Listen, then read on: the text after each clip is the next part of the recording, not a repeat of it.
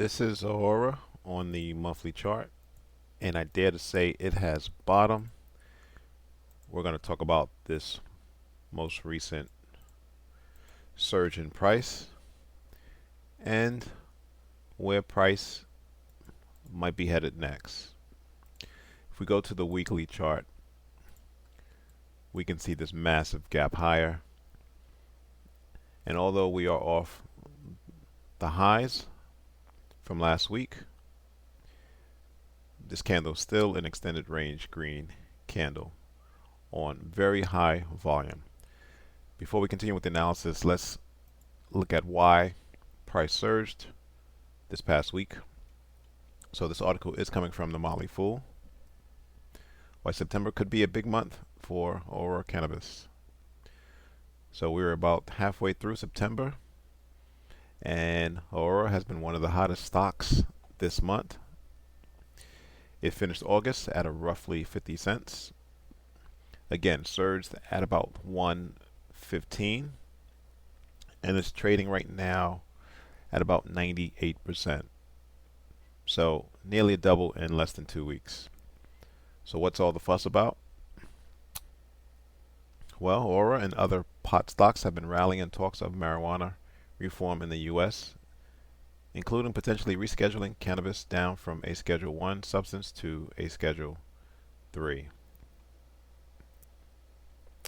Aura has been making an effort to reduce its cost in the hopes of reaching profitability and improving its cash flow. This month, it announced that it had recently repurchased $9 million in convertible senior notes, which will reduce its interest rates.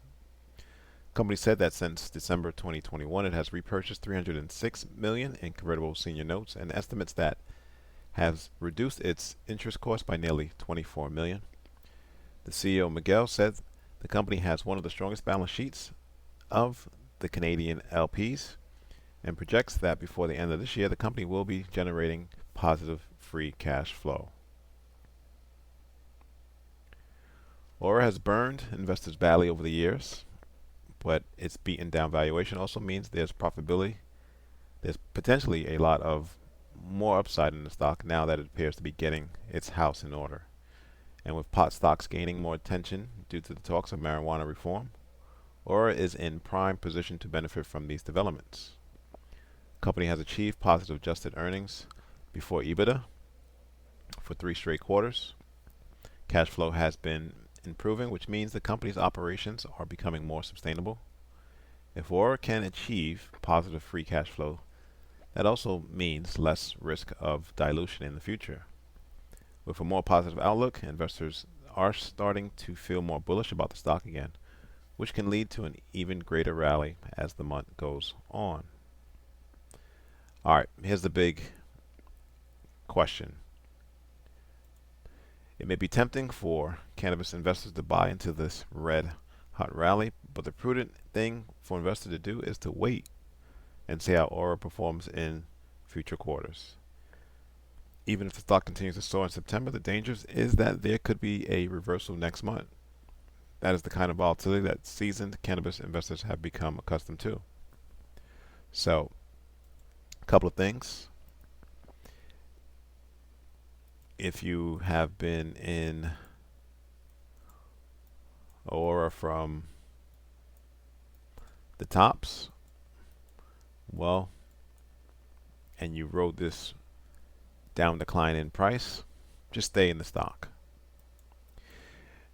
If you happen to get into Aura sub 75 cents, you might want to take some initial capital off the table. If you are looking to get into Aura, now is not the time to get in after this 100% surge. This is the monthly chart, and you have support, which is now resistance at the $1.20 level. So the monthly chart, ideally you want to see closes below above this level before deciding to invest for those confirmation conservative investors. Ideally, what you really want to see is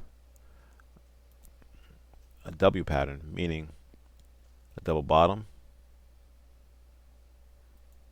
price breaches the resistance at 120, retests that 120 level, and then moves higher. That's what you want to see. You want to see a double bottom. As the smart money that missed this rally, it gives them an opportunity to buy at a lower price. So it'll be interesting to see. The other thing you can do is you can dollar cost average. You can buy some now, wait a month or two, buy some more, or just be on a schedule. You can put a little bit in each week, each month, each day, and not really have to worry about where price is, as dollar cost averaging refers to those who are playing the long game. How high can we go?